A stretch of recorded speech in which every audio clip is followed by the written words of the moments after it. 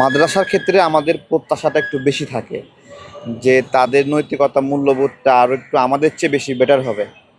কিন্তু ছোট ছোট ঘটনাগুলো যেগুলো সামনে আসছে শুনতে কষ্ট লাগে। কারণ নৈতিকতা ও মূল্যবোধের যে শিক্ষা, এটা আমরা মাদ্রাসার হুজুরদের কাছ থেকে পাওয়ার কথা। আবার দেখেন, সাধারণ মুসল্লিরা মসজিদকে যেভাবে কদর করে, মসজিদে একটা ধুলা পড়লে পকেটে রেখে দেয় অথবা পরিষ্কার করে, এটা কিন্তু মসজিদে যারা খিদমত করে অনেক সময় তারা এটাকে উপেক্ষা করে, যে ও এখানে সে প্রতিদিনই থাকে, তার কাছে এটা অভ্যাসগত একটা বিষয়। হ্যাঁ, তো আমরা এই যে লোকটাকে এখনো খুঁজে পাওয়া যাচ্ছে না। হ্যাঁ, এখনো খুঁজে পাওয়া যাচ্ছে না, তাহলে মেয়েটার কি হবে? 6 মাসের বাবু আছে পেটে, তাই না? সে 6 মাসের বাবু, এটা যদি আপনার হলো ভিন্ন ধরনের রাষ্ট্র কাঠামো থাকতো, তাহলে সেই বাবুটাও সুরক্ষিত থাকতো, তার তো দোষ নাই। এখন যেই মেয়ে গর্ভে 6 মাসের সন্তান, সে নিজেও একটা শিশু, এই জুলুমগুলো করছে।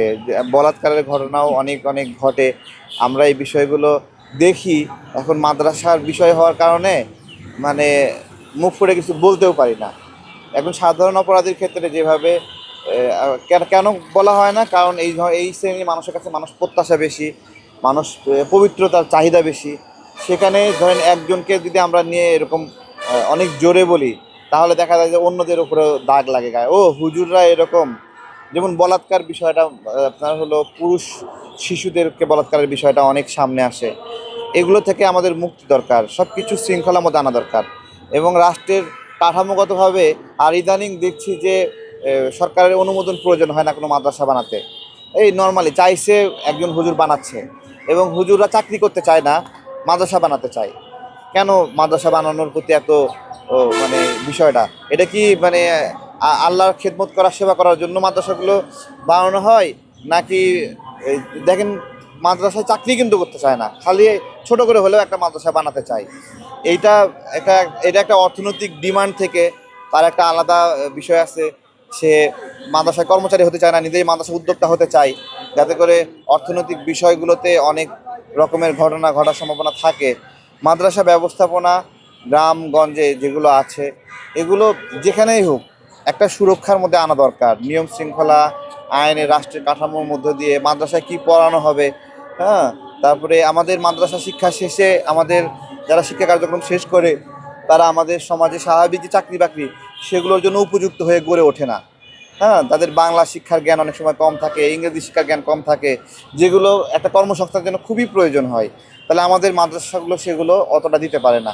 আবার কিছু কিছু মাদ্রাসা তৈরি হয়েছে যেগুলোতে খুব মানে বাচ্চাগুলো সুন্দর ইংলিশ বলতে পারে, তাই না?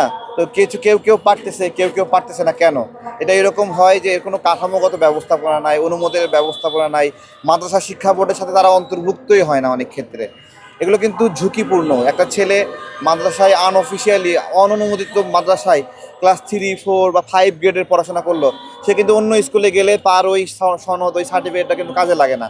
কারণ এর তো যদি লাগে, অননুমোদিত জায়গাগুলো কিন্তু কোনো ব্যাখ্যা নাই। হ্যাঁ, যে ধর্ষণের ঘটনা ঘটেছে, দ্রুত এটার একটা সামাজিক বন্দোবস্ত দরকার এই বাবুর সুরক্ষার জন্য। তবে আবার এরকমও আমি চাই না যে তারে ধইরা সেই বাবুর সাথে বিয়ে দেওয়া হোক বা এরকম। বুঝছেন, এটা এটা এটাও কিন্তু ধর্ষণ বাড়ার একটা কারণ, যে ধর্ষককে ধর্ষিতার সাথে বিয়ে দেওয়া হয়। হ্যাঁ, তাহলে এইটা সত্যিকার অর্থে একজন ভিকটিম, যে মেয়েটা ধর্ষিত হলো, সে কিন্তু সমাজের সুরক্ষার বলয়ের বাইরে ধর্ষিত হলো।